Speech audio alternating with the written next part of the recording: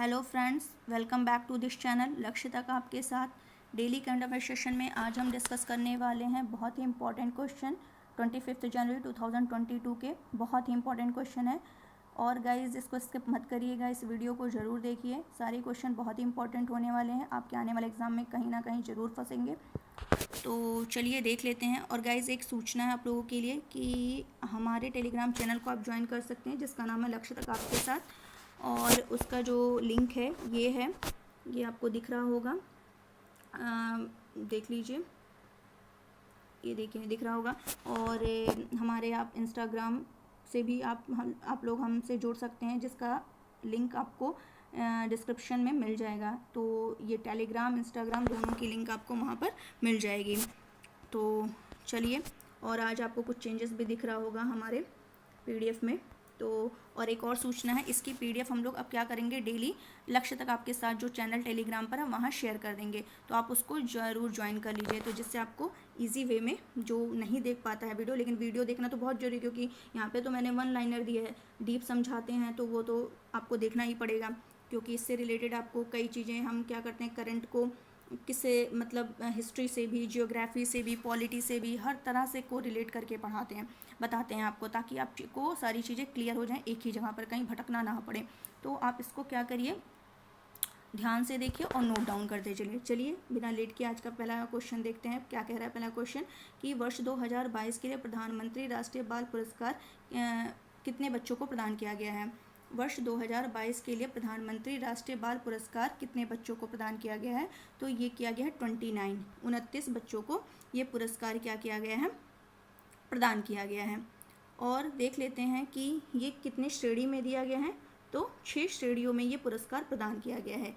6 श्रेणी कौन कौन से हैं, तो वो है नवाचार, समाज सेवा, शैक्षिक, क्या क्या बोला मैंने, नवाचार, समाज सेवा, शैक्षिक, खेल, कला और संस्कृति, बहादुरी।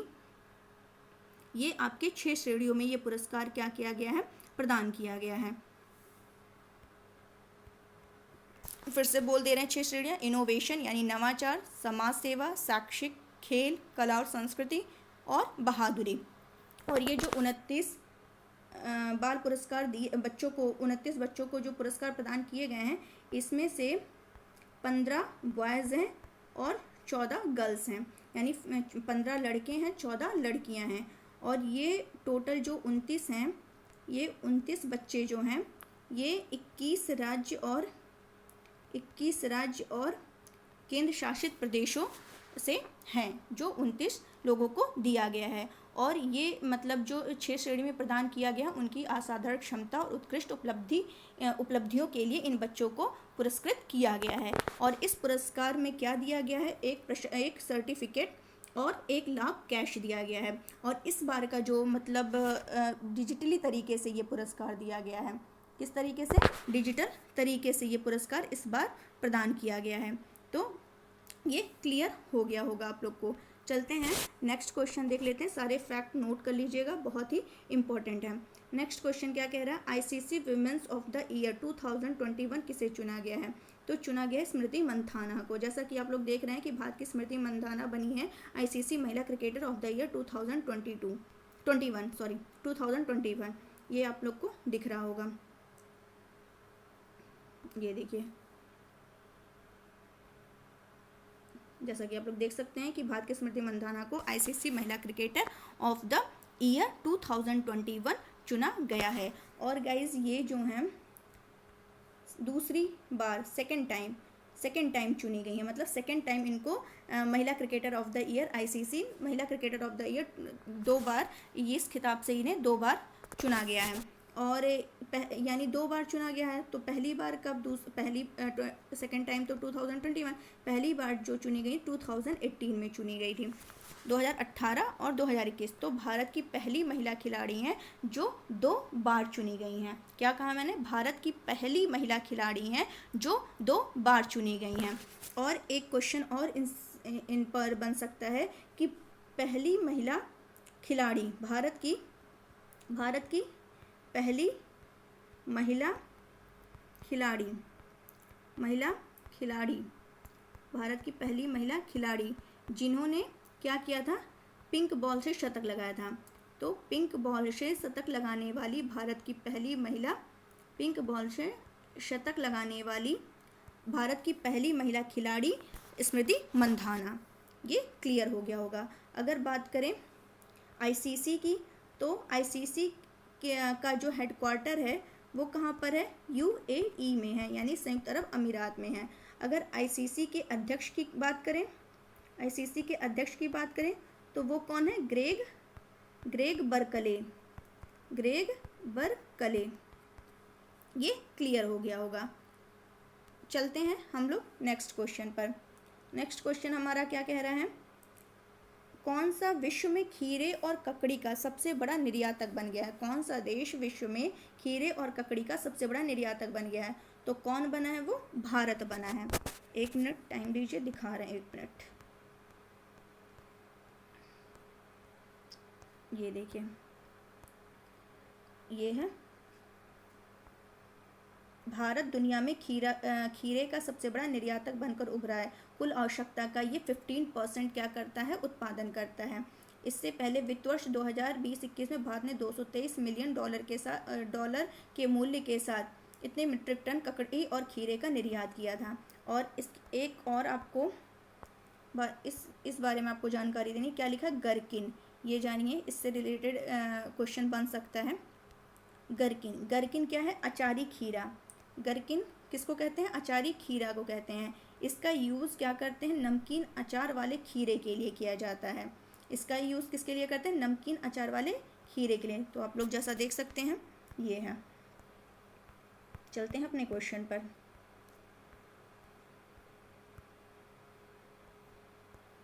ये है हमारा क्वेश्चन कि कौन सा देश? तो ये भारत है जो खीरे और ककड़ी का सबसे बड़ा निर्यातक बन गया है। तो क्वेश्चन यहाँ से पूछता है कि जैसे आपने सुना होगा कि फसलें, रबी की फसलें कौन सी होती हैं, जायद फसलें कौन सी होती हैं, खरीफ फसलें कौन सी होती हैं। तो खीरा और ककड़ी, तरबूज, खरबूज, ये सब किस में आते हैं? किस फसल में आते हैं? तो जायद फसल के अंतर्गत आते हैं। तो ये ध्यान रखिएगा। और नागालैंड का मीठा खीरा है, मीठा खीरा, मीठा खीरा कहाँ का? नागालैंड का, जिसको क्या मिला है? जीआई टैग मिला हुआ है। जीआई टैग कहाँ के? नागालैंड के मीठे खीरे को जीआई टैग मिला है। और सोजत मेहंदी कहाँ का है जिसको जीआई टैग मिला है? सोजत मेहंदी ये कहाँ का है? ये राजस्थान का है, इसको भी जीआई टैग मिला है। चलते हैं अपने नेक्स्ट क्वेश्चन पर। नेक्स्ट क्वेश्चन हमारा क्या कह रहा है कि जनवरी 2022 में इन्वेस्टमेंट ट्रेड्स मॉनिटर रिपोर्ट किसके द्वारा जारी की गई है? फिर से क्वेश्चन पढ़ रहे हैं। क्या क्वेश्चन कह रहा है कि जनवरी 2022 में इन्वेस्टमेंट ट्रेंड्स मॉनिटर रिपोर्ट किसके द्वारा जारी की गई है? तो ये किसके द्वारा जारी की गई है? अंकटाड के द्वारा जारी की गई है। किसके द्वारा गाइस जारी की गई है? अंकटाड के द्वारा जारी की गई है। ये इम्पॉर्टेंट है, नोट कर लीजिएगा। चलते हैं देख लेते हैं इसके बारे में। अंकटाड, 1 मिनट, ये देखिए अंकटाड। अंकटाड को क्या बोलते हैं? व्यापार और विकास पर संयुक्त राष्ट्र सम्मेलन, व्यापार और विकास पर संयुक्त राष्ट्र सम्मेलन, जिसको क्या बोलते हैं इंग्लिश में? यूएन कॉन्फ्रेंस, यानी United nation conference on trade and development. Invest trends monitor report ये कब जारी की गई है? 19 जनवरी 2022 को ये प्रकाशित की गई है।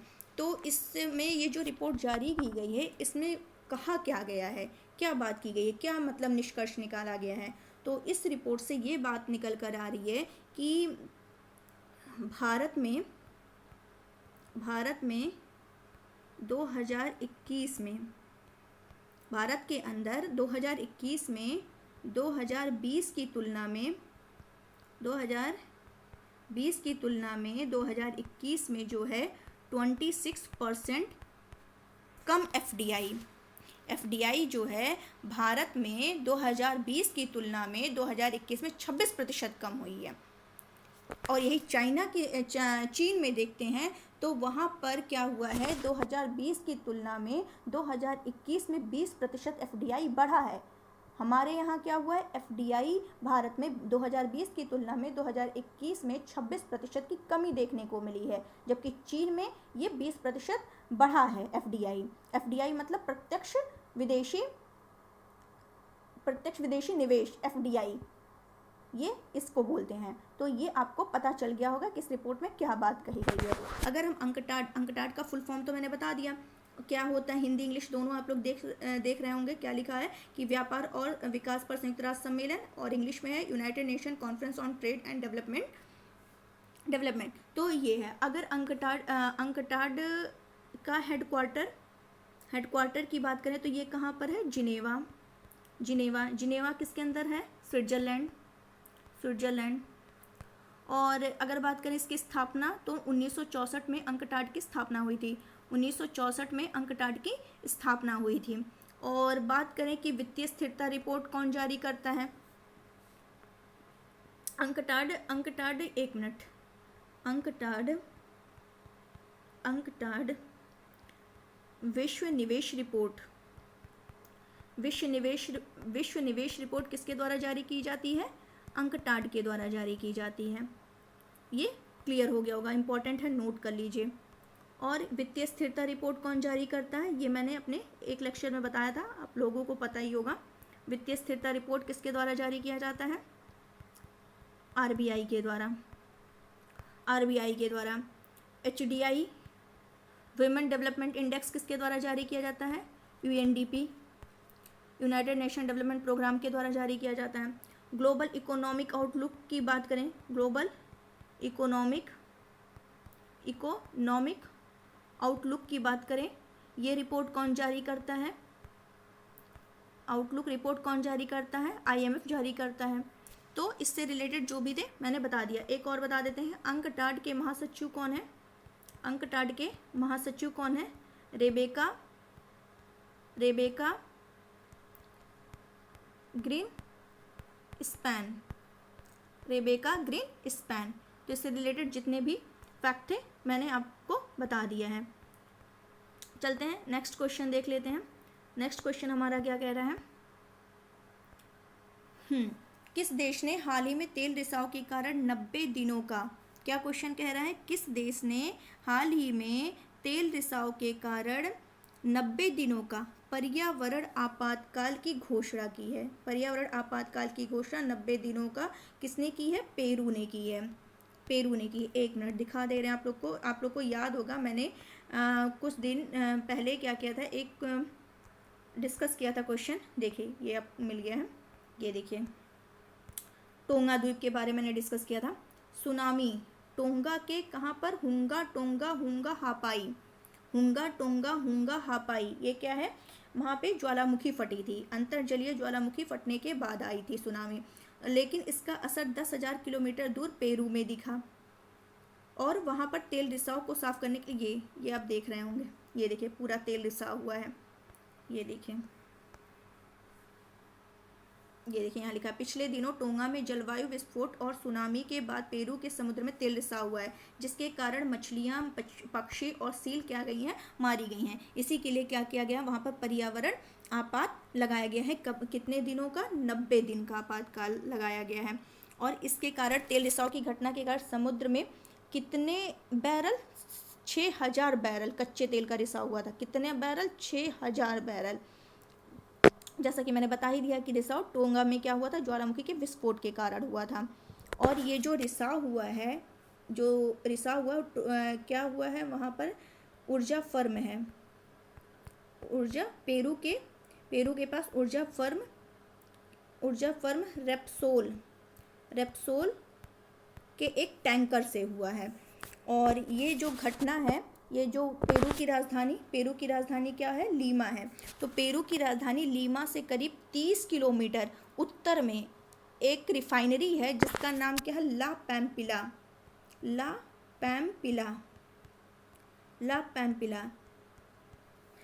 जो पेरू की राजधानी कैपिटल है लीमा, वहाँ से अबाउट 30 किलोमीटर उत्तर में क्या स्थित है, ला पैम्पिला रिफाइनरी। तो वहाँ पर ये क्या हुआ है, ये घटना देखने को मिली है। और आपको लोकेशन दिखा दे रहे, मैप में देख लेते हैं कि पेरू कहाँ पर है।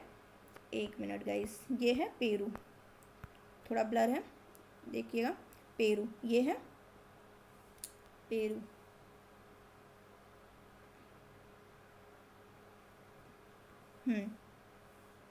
ये देखिए ये है पेरू।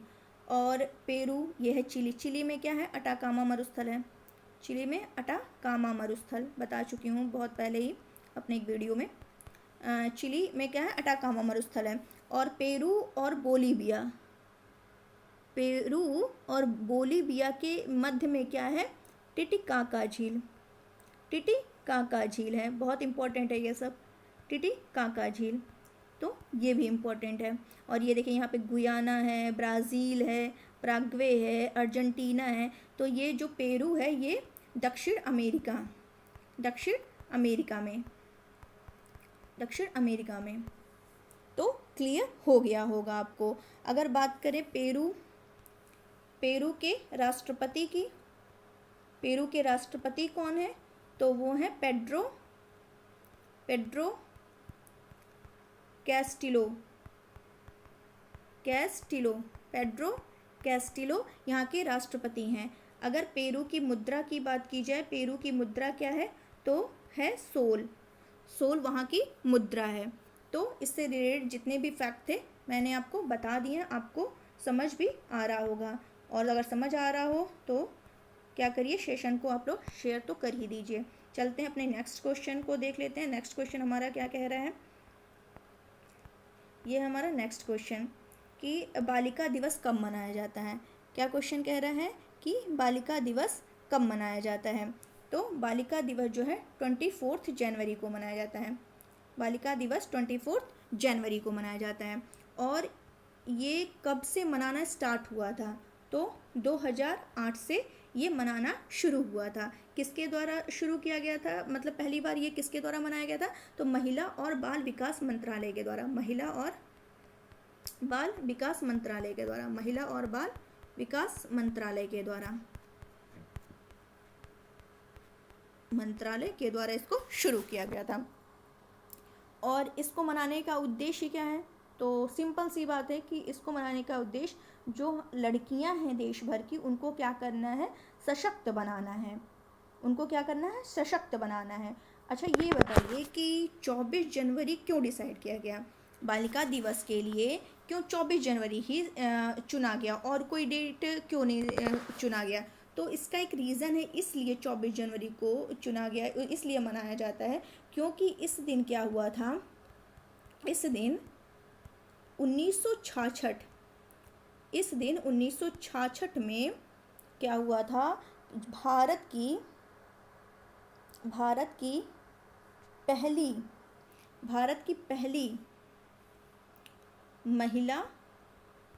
पहली महिला प्रधानमंत्री इंदिरा गांधी जी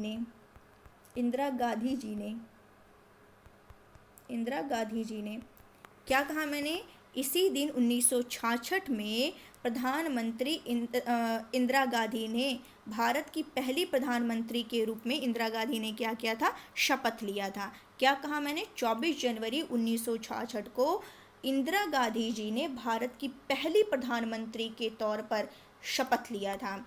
और अगर पूछे कि 2022 की बालिका दिवस 2022 में जो सेलिब्रेट हुआ 24 जनवरी 2022, इसकी थीम क्या है, तो क्या होगी थीम, इसकी कोई थीम नहीं रखी गई है इस बार। तो अगर इस बार कोई थीम नहीं रखी गई है तो 2021 की क्या थीम थी, उसी को देख लेते हैं।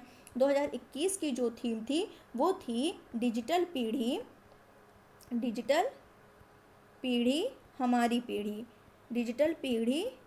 हमारी पीढ़ी। ये ध्यान रखिएगा, 2021 के लिए, 2022 में कोई थीम अभी तक नहीं रखी गई है। तो ये आपको क्लियर हो गया होगा। और हाँ, एक बात और ध्यान रखना है कि इस बार किस क्रम का था, इस बार 14वां बालिका दिवस मनाया गया, 14वें क्रम का बालिका दिवस है। 2008 में पहली बार मनाया गया था महिला बाल विकास मंत्रालय के द्वारा, और ये इस बार का 14वें नंबर का है। चलिए ये बताइए कि 12 जनवरी को कौन सा दिवस मनाया जाता है, राष्ट्रीय युवा दिवस मनाया जाता है। 10 जनवरी को, चलिए लाइन से बताते हैं कि 9 जनवरी को जो इम्पोर्टेंट है प्रवासी भारतीय दिवस, और 10 जनवरी को विश्व हिंदी दिवस, 12 जनवरी को राष्ट्रीय युवा दिवस, और अभी कुछ दिन पहले बताया था बहुत ही इम्पोर्टेंट राष्ट्रीय स्टार्टअप दिवस 16 जनवरी को मनाया जाता है। पराक्रम दिवस अभी 2 दिन पहले की, तो 23 जनवरी सुभाष चंद्र बोस की जयंती को किस दिवस के रूप में मनाते हैं? पराक्रम दिवस के रूप में मनाते हैं। आज कौन सा दिवस है? 25 जनवरी को क्या मनाते हैं? मतदाता दिवस। 25 जनवरी को मतदाता दिवस के रूप में मनाते हैं।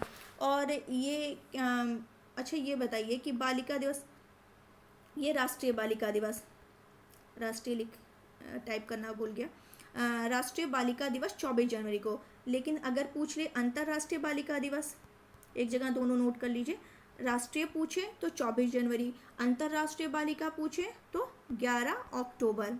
11 अक्टूबर क्या कहा मैंने? अगर राष्ट्रीय बालिका दिवस पूछे तो 24 जनवरी, और अगर अंतर्राष्ट्रीय बालिका दिवस पूछे तो 11 अक्टूबर।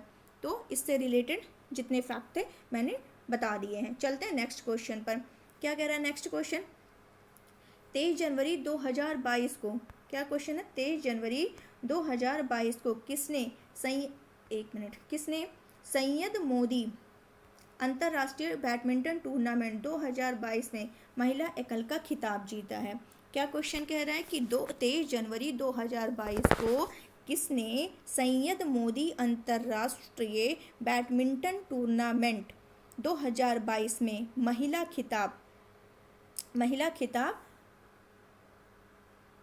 एकल का खिताब जीता है? तो कौन जीता है? पीवी सिंधु जीती हैं। एक मिनट दिखा दे रहे हैं, एक मिनट, ये देख रहे होंगे आप लोग। सैयद मोदी इंटरनेशनल, पीवी सिंधु ने दूसरी बार जीता सैयद मोदी इंटरनेशनल खिताब। किसको हरा करके? मालविका को। तो ये भी ध्यान रखिएगा, किसको हरा करके, कौन उपविजेता है? ये उपविजेता है कौन? मालविका। तो इनको हरा करके पीवी सिंधु जो है ये दो बार ये ट्रॉफी जीत चुकी हैं। कौन? पीवी सिंधु। ये देखिए, चलते हैं हम लोग अपने क्वेश्चन पर। एक मिनट, ये है हमारा क्वेश्चन। तो ये क्वेश्चन आप लोगों को क्लियर हो गया होगा कि 23 जनवरी 2022 को सैयद मोदी अंतर्राष्ट्रीय बैडमिंटन टूर्नामेंट 2022 में महिला एकल का खिताब पीवी सिंधु मालिका बंसोड़ को हराते हुए ये ट्रॉफी जीत गई, ये खिताब अपने नाम कर ली हैं। अगर ये तो महिला एकल की बात कर रहा है, महिला एकल की बात कर रहा है, अगर पुरुष एकल की बात करें कि पुरुष एकल में ये खिताब किसने जीता है, तो किसी ने नहीं जीता। एक्चुअली क्या हुआ कि उसमें से एक क्या हुआ, कोविड-19 पॉजिटिव पाया गया, इसीलिए क्या किया गया, इसको ये कहा गया कि इसको नो मैच घोषित कर दिया गया, यानी ये बाद में फाइनल इसका बाद में होगा इसके लिए। तो अभी तो फाइनल यही याद रखना है कि सैयद मोदी अंतर्राष्ट्रीय महिला एकल में कौन जीता है? पीवी सिंधु जीतती हैं। चलते हैं नेक्स्ट क्वेश्चन पर। नेक्स्ट क्वेश्चन हमारा क्या कह रहा है कि 21 जनवरी 2022 को किन राज्य सरकारों ने मिलकर, जितने स्टार बनाने हैं बना लीजिए, बहुत इंपॉर्टेंट, आज के जितने भी क्वेश्चन हैं सारे इंपॉर्टेंट है, कोई भी हम लोग ये नहीं कह सकते कि इंपॉर्टेंट नहीं है, कहीं से भी क्वेश्चन पूछ सकता है, किसी को भी फैक्ट बना करके क्वेश्चन पूछ सकता है। तो इसीलिए हम बहुत डीप जा करके समझा रहे हैं, वीडियो इसीलिए लंबा हो जाता है और कोई रीज़न नहीं है वीडियो लंबा करने का। 21 जनवरी 2022 को किन राज्य सरकारों ने मिलकर आदि बद्री डैम बनाने हेतु एक समझौते पर हस्ताक्षर किया है? कौन सा डैम है? आदि बद्री डैम। ध्यान से देख लीजिए और इसको नोट करिए। कहाँ पर? हरियाणा और हिमाचल प्रदेश के राज्य सरकार ने इस पर क्या किया है? हस्ताक्षर किया है। दिखा दे रहे हैं आप लोग को, एक मिनट।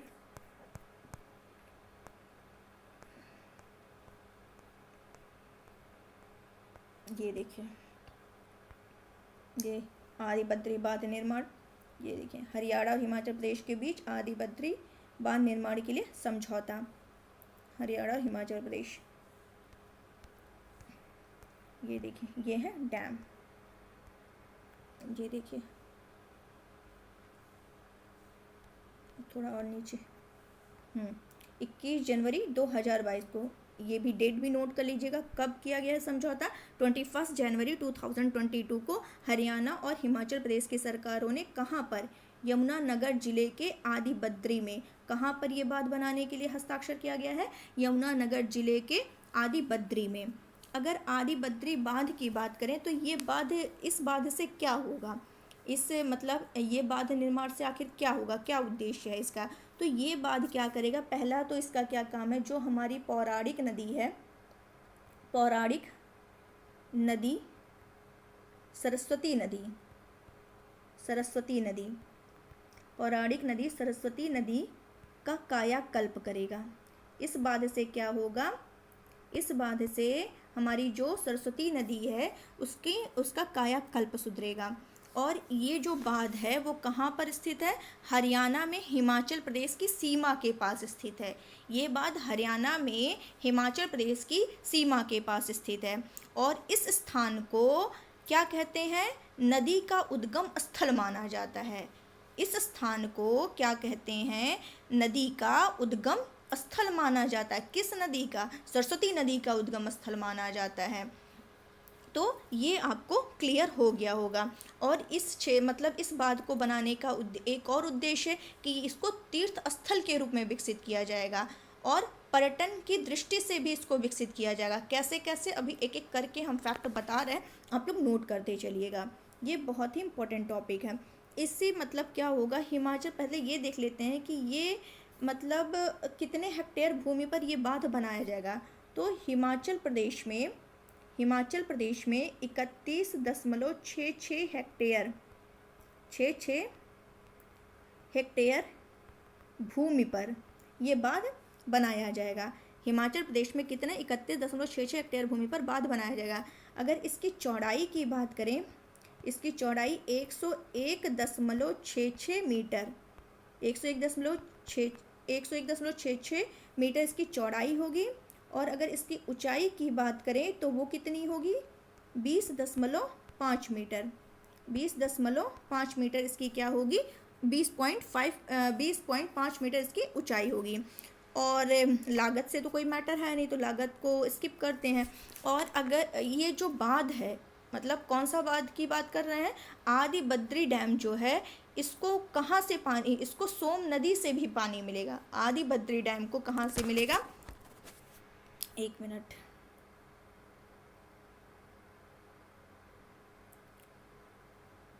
इसको सोम नदी से भी, सोम नदी, इस डैम को सोम नदी से भी पानी मिलेगा। इस डैम को सोम नदी से भी पानी मिलेगा। और सोम नदी से भी पानी मिलेगा, जो क्या करेगी, जो यमुनानगर में आदि बद्री के पास, जो यमुनानगर में आदि बद्री के पास यमुना नदी में गिरती है, यमुना नदी में गिरती है। क्या कहा मैंने, आदि बद्री बांध को सोम नदी से भी क्या करे होगा, पानी मिलेगा। जो कहाँ गिरती है, यमुनानगर में आदि बद्री के पास यमुना नदी में गिरती है। अगर हम बात करें पानी की हिस्सेदारी की, कि पानी कितना मिलेगा किसको, तो पहले ये देख लेते हैं कि इस बांध की ये जो बांध है, आदि बद्री बांध, इसकी क्षमता क्या है। इसकी क्षमता प्रतिवर्ष जो होगी, इसकी क्षमता प्रतिवर्ष 224.58, ठीक है। क्या कहा मैंने, 224.58 हेक्टेयर मीटर पानी की इसकी क्षमता होगी। इसकी क्षमता हर साल 224.58 हेक्टेयर मीटर पानी की होगी, हेक्टेयर मीटर की होगी। और इसमें जो है कि इतनी तो इसकी क्षमता होगी। और इसमें हिमाचल प्रदेश और हरियाणा को 61.88 हेक्टेयर क्या कहा मैंने कि हरियाणा और हिमाचल प्रदेश को इसमें से 61.88 हेक्टेयर पानी मिलेगा, और जो रेस्ट वाटर होगा, बचा हुआ पानी होगा, उसको कहाँ पर प्रवाहित किया जाएगा? सरस्वती नदी में प्रवाहित किया जाएगा। क्लियर हो गया होगा इतना। चलते हैं आगे की तरफ। हम इस जो ये बांध परियोजना है, इसका उद्देश्य क्या है? तो उद्देश्य समझ आ रहा होगा जितना अभी तक मैंने फैक्ट बताया। तो इससे क्या होगा, जो सरस्वती नदी है उसको तो पहले पुनर्जीवित किया जाएगा, और इससे क्या होगा कि भूजल स्तर को बढ़ाया जाएगा। और इससे क्या होगा, पहला तो मैंने बताया सरस्वती नदी को पुनर्जीवित करने के लिए, दूसरा भूजल स्तर को बढ़ाने के उद्देश्य से बनाया जाएगा। और ये क्या करेगा, ये जो बांध होगा, जब अधिक वर्षा हो जाती है तो उससे जो उत्पन्न बाढ़ है उससे भी निपटने में मदद करेगा। और इस बांध के पास एक झील भी बनाई जा रही है, और इस झील से क्या होगा, वहाँ पर पर्यटन को भी बढ़ावा मिलेगा। तो ये सारे इसके क्या हैं, पर्पज हैं, उद्देश्य हैं। सरस्वती नदी के बारे में बात करें तो सरस्वती नदी हमारे ऋग्वेद के साथ साथ बाद के जो वैदिक और उत्तर वैदिक ग्रंथ हैं उसमें वर्णित एक देवी है सरस्वती जो है ऋग्वेद के साथ साथ बाद का जो वैदिक और उत्तर वैदिक ग्रंथों में एक देवी के रूप में वर्णित है। तो वैदिक धर्म में इस नदी का बहुत ही महत्वपूर्ण भूमिका है। तो इससे रिलेटेड जितने भी फैक्ट थे, जितना डीप जाना था, मैंने बहुत डीप जा करके बता दिया। अब ये चलते हैं, ये देख लेते हैं कि जो हरियाणा है और हिमाचल प्रदेश है। तो पहले हम लोग बात कर लेते हैं हरियाणा की। हरियाणा में 2 उद्यान फेमस हैं। हरियाणा में 2 उद्यान फेमस हैं जिनका नाम है सुल्तानपुर राष्ट्रीय उद्यान, सुल्तानपुर राष्ट्रीय उद्यान नेशनल पार्क, और एक है कालेसर नेशनल पार्क, कालेसर उद्यान एक है कालेसर। वन्यजीव अभ्यारण्य एक है यहाँ पर जिसका क्या नाम है, भिंडावास वन्यजीव अभ्यारण्य, जो कि हरियाणा के झज्जर में है। ये क्लियर हो गया होगा। कलेसर वन्यजीव अभ्यारण्य कहाँ पर है, यमुनानगर में है। तो ये भी क्लियर हो गया होगा। अगर हरियाणा में हड़प्पा स्थल की खुदाई से जो स्थल मिले हैं हरियाणा में, वो देख लेते हैं। थोड़ा हिस्ट्री पर भी चलते हैं। तो पहला देख लेते हैं मीताथल, ये कहाँ का, हरियाणा से ही है। बनावली कहाँ का है, हरियाणा का ही है। राखीगढ़ी कहाँ का है, राखीगढ़ी यहीं का है। बालू कहाँ का है, हरियाणा का ही है। तो ये सब याद रखिए, बनावली, राखीगढ़ी, मीताथल तो बहुत इंपॉर्टेंट है। तो ये हरियाणा के ही स्थल हैं। चलते हैं, अब हम लोग देख लेते हैं हिमाचल प्रदेश के बारे में।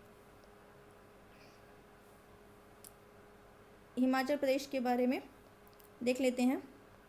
ये हिमाचल प्रदेश है। तो पिनघाटी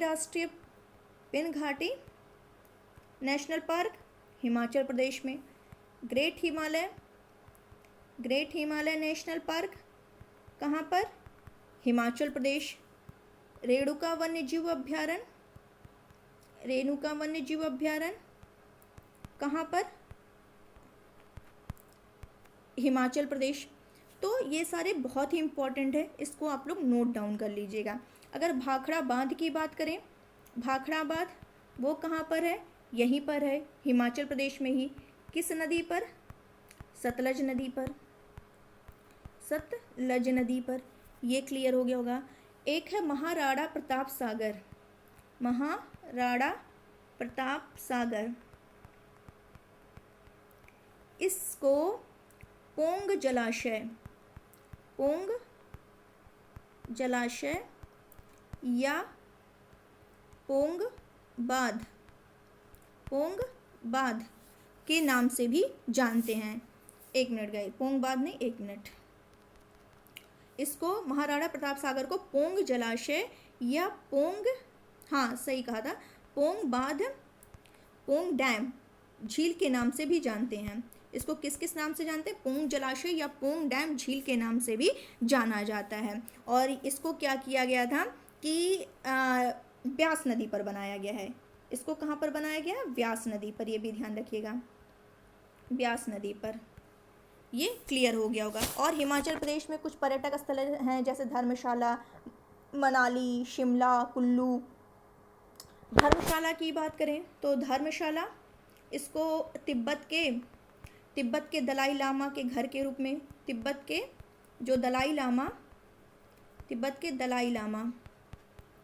लामा का घर कहाँ पर, धर्मशाला।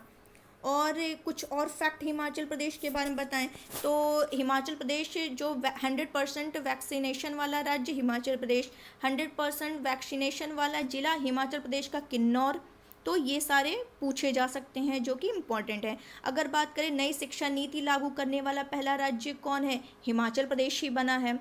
हिमाचल प्रदेश को क्या किया गया था 1971 में, 1971 में पूर्ण राज्य का दर्जा मिला था। किसको, हिमाचल प्रदेश को पूर्ण राज्य का दर्जा 1971 में हिमाचल प्रदेश को 25 जनवरी 1971 को मिला था। और ये भारत का कौन से नंबर का राज्य, 18वें नंबर का राज्य है। ये हो गया। और हिमाचल प्रदेश की 2 राजधानियां हैं, एक है शिमला और एक है धर्मशाला।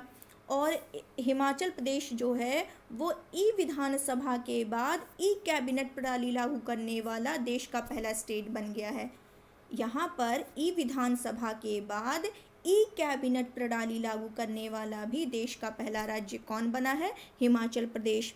अगर बात करें कि अखिल भारतीय स्तर पर, क्या मैंने कहा, अखिल भारतीय स्तर पर एकल आपातकालीन संख्या, एकल आपातकालीन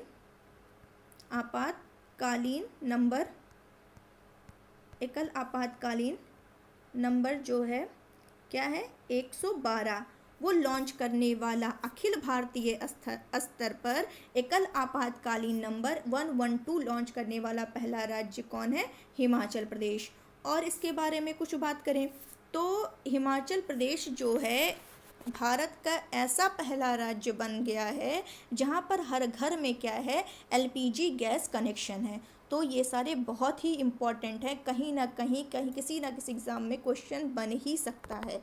और एक और फैक्ट बता रही हिमाचल प्रदेश में, इसने क्या लक्ष्य रखा हिमाचल प्रदेश ने कि 2022 तक हम क्या करेंगे, प्राकृतिक तरीके से खेती कर लेंगे। मतलब हिमाचल प्रदेश ने क्या लक्ष्य रखा कि 2022 तक प्राकृतिक तरीके से खेती करने वाला प्रदेश बनने का इसने क्या किया है, लक्ष्य रखा है। अब चलते हैं हम लोग अपने क्वेश्चन पर आ जाते हैं। जितना डीप जाना था इससे बाहर तो कहीं नहीं जाएगा, चाहे हिस्ट्री से पूछे, चाहे जियोग्राफी से पूछे, चाहे करंट से पूछे, सभी मैंने डिस्कस कर दिया है। नेक्स्ट क्वेश्चन हमारा क्या है, क्या क्वेश्चन है, प्रसिद्ध भारतीय इतिहासकार, पुरातत्वविद और पुरालेखविद रामचंद्रन नागास्वामी का हाल ही में निधन हो गया है। वे किस राज्य से संबंधित हैं? तो ये किस राज्य से संबंधित हैं? ये हैं तमिलनाडु से। क्या नाम है इनका? नाम याद रखिए, रामचंद्रन नागास्वामी। ये क्या है?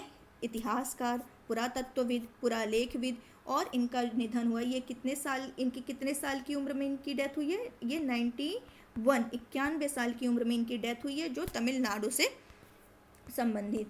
और दिखा दे रहे हैं वो कौन है, नागास्वामी जी, जिनकी डेथ हुई है अभी, ये हैं। इन्होंने 100 से भी ज़्यादा पुस्तकें लिखी हैं, लेकिन बात ये है इम्पॉर्टेंट है कि अभी 2022 में, जनवरी 2022 में हाल ही में इनकी पुस्तक प्रकाशित हुई है। उस पुस्तक को नोट कर लीजिए, क्वेश्चन पूछा जा सकता है, इम्पॉर्टेंट है। उन पुस्तक है सेंथ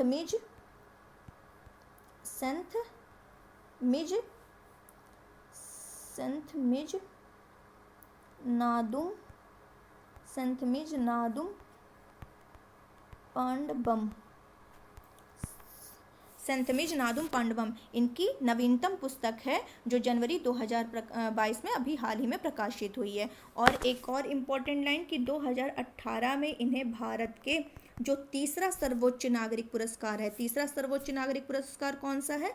पद्म भूषण है। उससे इनको 2018 में क्या किया गया है? सम्मानित किया गया है। अब चलते हैं हम लोग अपने नेक्स्ट क्वेश्चन पर, और आई थिंक ये हमारा नेक्स्ट और क्या है, लास्ट क्वेश्चन होगा करंट अफेयर्स का आज का जी। ये हमारा लास्ट क्वेश्चन है, देख लेते हैं क्या है। भारत की पहली पैरा बैडमिंटन अकादमी कहाँ स्थापित की गई है? तो वो है लखनऊ, उत्तर प्रदेश में स्थापित की गई है। पहली पैरा बैडमिंटन अकादमी कहाँ स्थापित की गई? लखनऊ के यूपी, उत्तर प्रदेश के लखनऊ में। और लखनऊ की बात करें तो लखनऊ को नवाबों का शहर कहा जाता है। और लखनऊ किस नदी के किनारे है? गोमती नदी के किनारे बसा हुआ है। और बात करें इसके बारे में तो क्या है कि ये जो है इसमें इसका उद्देश्य क्या मतलब क्यों स्थापित किया गया है, ये लखनऊ में क्यों स्थापित किया गया है? तो अभी क्या है 2024 में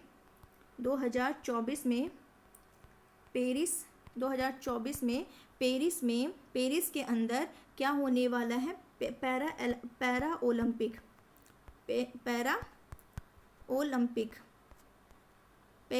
ओलंपिक कहाँ होने वाला है? 2024 में पेरिस के अंदर होने वाला है। तो उसमें ये क्या करें, बेहतर प्रदर्शन कर सकें, इसके लिए क्या किया गया है? ये अकादमी स्थापित की गई है। और इस सेंटर की बात करें कि किसके द्वारा लॉन्च किया गया है, तो देख लेते हैं कि भारतीय पैरा बैडमिंटन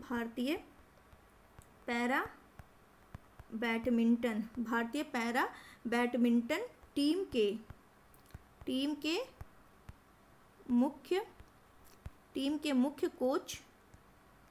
के मुख्य राष्ट्रीय कोच कौन है? गौरव खन्ना। इन्होंने किसके सहयोग से? इन्होंने एजिस फेडरल लाइफ इंश्योरेंस के सहयोग से इसको लॉन्च किया है। भारतीय पैरा बैडमिंटन टीम के मुख्य राष्ट्रीय कोच गौरव खन्ना ने एजिस फेडरल लाइफ इंश्योरेंस के सहयोग से इसको क्या किया है? लॉन्च किया है। तो इससे रिलेटेड जितने भी फैक्ट थे मैंने डिस्कस कर दिया है। आई थिंक आपको क्लियर हो गया होगा। चलते हैं आज के अभ्यास प्रश्न को देख लेते हैं। आज का पहला क्वेश्चन हमारा क्या है, जो कि मध्यकालीन इतिहास से संबंधित है। पहला क्वेश्चन है, किस सुल्तान के दरबार में सबसे अधिक गुलाम थे? क्या क्वेश्चन कह रहा है? किस सुल्तान के दरबार में सबसे अधिक गुलाम थे? आपके लिए ऑप्शन है बलबन, सेकंड है अलाउद्दीन खिलजी, थर्ड है मोहम्मद बिन तुगलक और फोर्थ है फिरोज शाह तुगलक। तो किस सुल्तान के दरबार में सबसे अधिक गुलाम थे? तो FST के दरबार में, यानी कि फिरोज शाह तुगलक के दरबार में सबसे अधिक क्या थे? गुलाम थे। तो ये आपको क्लियर हो गया होगा। चलते हैं नेक्स्ट क्वेश्चन क्या कह रहा है, देख लेते हैं। फारसी यात्री अब्दुर रज्जाक भारत में किस राजा के शासनकाल में आया था?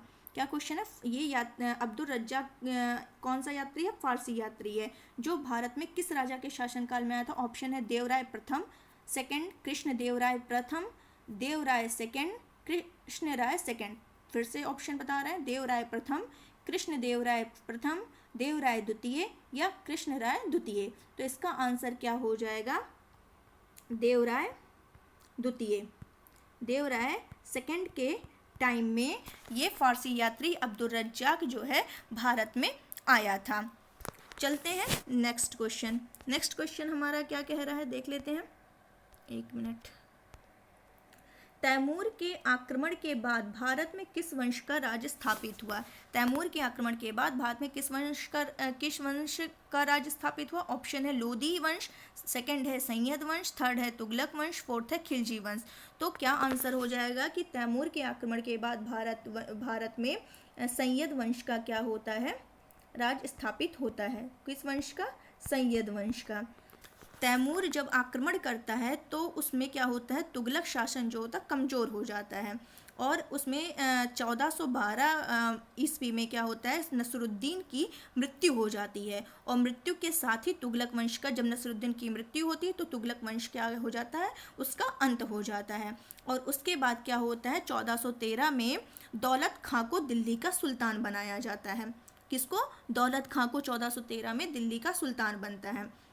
लेकिन क्या होता है, लेकिन दौलत खां का जो सूबेदार होता है खिज्र खां, उसने क्या किया? इसको पराजित कर दिया और वह तैमूर द्वारा नियुक्त जो था लाहौर का सूबेदार था।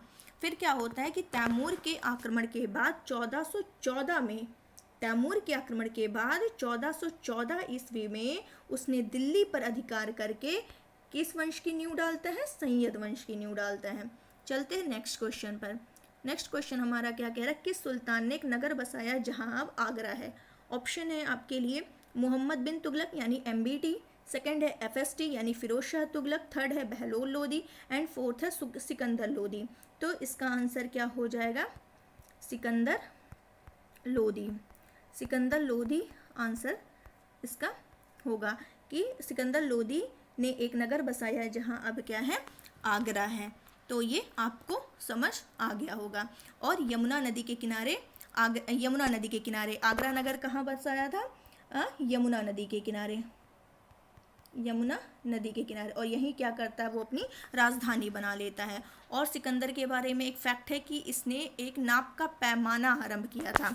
नाप का पैमाना, नाप का पैमाना किसने? सिकंदर लोदी ने, जिसको क्या कहा गया था? गजे सिकंदरी, गजे सिकंदरी। ये ध्यान रखिएगा, इम्पोर्टेंट है। चलते हैं और आगे नेक्स्ट क्वेश्चन हम लोग देख लेते हैं क्या है कि विजयनगर के उस पहले शासक की पहचान करिए जिसने बहमनियों से गोवा को छीना था। क्या क्वेश्चन है? विजयनगर के उस शासक की पहचान करें जिसने बहमनियों से गोवा को छीना था। सारे क्वेश्चन इंपॉर्टेंट है, किसी ना किसी एग्जाम में आए हुए हैं और वही हम क्वेश्चन प्रैक्टिस करा रहे हैं जो क्वेश्चन किसी ना किसी एग्जाम में पूछे गए हैं। तो इसका ऑप्शन देख लीजिए क्या है? हरिहर प्रथम, दूसरा है हरिहर द्वितीय, थर्ड है बुक्का प्रथम, फोर्थ है देवराय द्वितीय। तो इसका आंसर ये हो जाएगा हरिहर सेकंड। मतलब विजयनगर के का वह शासक जो हरिहर द्वितीय है जिसने क्या किया था? बहमनियों से गोवा को छीना था। तो ये क्लियर हो गया होगा आप लोगों को। तो हरिहर द्वितीय जो है इसने महाराजा धीराज की उपाधि धारण की थी। इसने किसकी उपाधि? महाराजा धीराज की उपाधि धारण की थी। महाराजा धीराज की उपाधि धारण की थी। चलते हैं आगे। आज का क्वेश्चन है जिसका आंसर आप लोगों को कमेंट बॉक्स में देना है। देख लीजिए, आज मैंने ऑप्शन भी दे दिया है ताकि आपको बहुत ज़्यादा दिक्कत ना हो। क्या क्वेश्चन है? होगेनक्कल एकीकृत पेयजल परियोजना निम्न में से किन राज्यों के मध्य विवाद का कारण रहा है? करंट में है इसलिए पूछा गया ये क्वेश्चन। किसके बीच है? तेलंगाना या आंध्र प्रदेश, कर्नाटका या तमिलनाडु, ओडिशा और आंध्र प्रदेश, महाराष्ट्र, कर्नाटका और आंध्र प्रदेश। किसके बीच ये विवाद का कारण है? इसका आंसर आप लोगों को कमेंट बॉक्स में देना है। चलिए 24 का यानी कल के क्वेश्चन की जल्दी से रिवीजन कर लेते हैं फटाफट। भारत का पहला जिला सुशासन सूचकांक किसके द्वारा लॉन्च किया गया है? केंद्रीय गृह और सहकारिता मंत्री के द्वारा। दूसरा क्या है? कोक बोरोक दिवस किस राज्य में मनाया जाता है? त्रिपुरा में। भारत की पहली UNDP युवा जलवायु चैंपियन कौन बनी है? प्राजक्ता कोली। 23 जनवरी 2022 को व्यक्तिगत श्रेणी में सुभाष चंद्र बोस आपदा प्रबंधन पुरस्कार 2022 किसे दिया गया? विनोद शर्मा को। जनवरी 2022 में भारतीय नौसेना ने बंगाल की खाड़ी में किस देश के समुद्री साझेदारी अभ्यास किया है? जापान। फिर क्या है? हाल ही में मिया अमोर मोटली किस देश की प्रधानमंत्री बनी है? बारबाडोस। 21 जनवरी 2022 को banking on electric vehicle in India शीर्षक से रिपोर्ट किसने जारी की है? NITI Aayog, Rocky mountain institute और RMI इंडिया के द्वारा इसको साथ में ही ये रिपोर्ट जारी की गई है। किसने अकेले विमान उड़ाकर दुनिया का चक्कर काटने वाली सबसे कम उम्र की महिला बन गई है? Zara Rutherford. नेक्स्ट क्या है? प्रधानमंत्री नरेंद्र मोदी ने 5 फरवरी 2022 को कहाँ पर स्टैचू ऑफ इक्वलिटी का अनावरण करेंगे? ये 5 फरवरी को करेंगे। 5 फरवरी को करेंगे। कहाँ पर? हैदराबाद में। ये भी इम्पोर्टेंट है, ध्यान रखिए। फिर न्यूज़ में आएगा ही 5 तारीख को, फिर डिस्कस कर लेंगे। अभी याद रखिए। पराक्रम दिवस किसकी जयंती पर हर साल मनाया जाता है? सुभाष चंद्र बोस जी के। ऑलरेडी हम लोग डिस्कस कर चुके हैं। Washington DC south Asian film festival 2021 में किसे association of working women award से सम्मानित किया गया? सुष्मिता सेन को। आर्या 2 के लिए मिला है, आर्या 2 के लिए। और नेक्स्ट क्वेश्चन है, हाल ही में नेताजी रिसर्च ब्यूरो द्वारा नेताजी पुरस्कार 2022 से किसे सम्मानित किया गया? शिंजो अबे, जो कि जापान के क्या है? पूर्व PM, जापान के पूर्व PM। तो उम्मीद है आप सभी को सेशन समझ आया होगा। अगर समझ आया हो, पसंद आया हो तो इसको लाइक करिए, जो नए हैं वो सब्सक्राइब करिए और अपने दोस्तों के साथ भी जितना हो सके उससे उतना ज़्यादा से ज़्यादा शेयर करिए। आई थिंक आज आपको समझ आया ही होगा। आज की PDF भी आपको पसंद आई होगी। और ये हम क्या करेंगे, ये PDF हम अपने चैनल लक्ष्य तक आपके साथ जो है टेलीग्राम पर, वहाँ हम शेयर कर देंगे, वहाँ से आप लोग कलेक्ट कर लीजिएगा। तो जिसने ज्वाइन नहीं किया जा करके ज्वाइन कर सकता है। तो चलिए आज के लिए बस इतना ही, कल फिर नए क्वेश्चन के साथ मिलते हैं। तब तक के लिए धन्यवाद। Thank you so much. जय हिंद, जय भारत।